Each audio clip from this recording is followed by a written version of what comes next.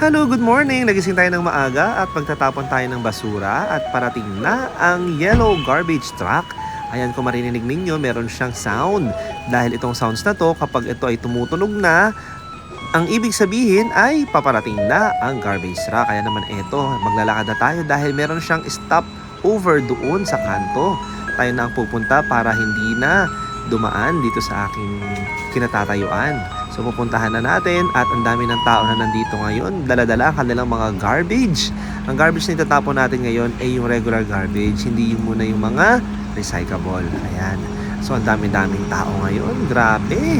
Talaga namang bit-bit nila ang kanilang mga garbage sa kanilang mga tahanan. Ayan, meron pang maleta. Oh. Ayan. Sige. Ayan, ito na. At tinatapon na natin. Hindi ko alam kung paano mauuna dito dahil ang dami mga sumisingit-singit. Pero eto na, hahanap tayo ng paraan kung paano mauna na dito sa mga checkwa na mga nauuna nang magtapon. Pero syempre dito, antayan kayo, bigayan kayo para makatapon lahat ng garbage. Ayun. Pero ayan, may nag-aaway na yata. Joke lang. Hindi ko alam. Pero eto na, hanap tayo ng masisingitan dahil malamig dito sa labas. Kaya pa naman ang lamig pero malamig pa din at medyo umuulan-ulan. Umaambon-ambon at umuulan talaga dito sa Taiwan ngayon.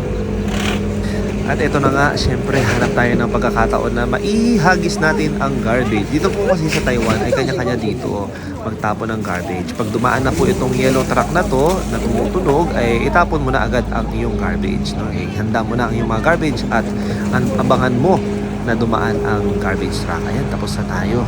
Tara na at alam ko parating na rin si Prince at kinuha din ng ibang garbage sa bahay.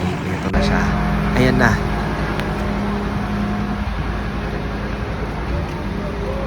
Tapon tayo ng basura. Meron pa tayong tatapon. Nandito pa yung mga basura ng kapatid.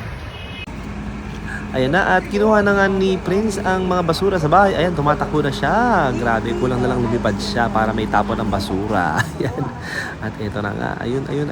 Malapit na dahil malapit nang umalis ang garbage truck.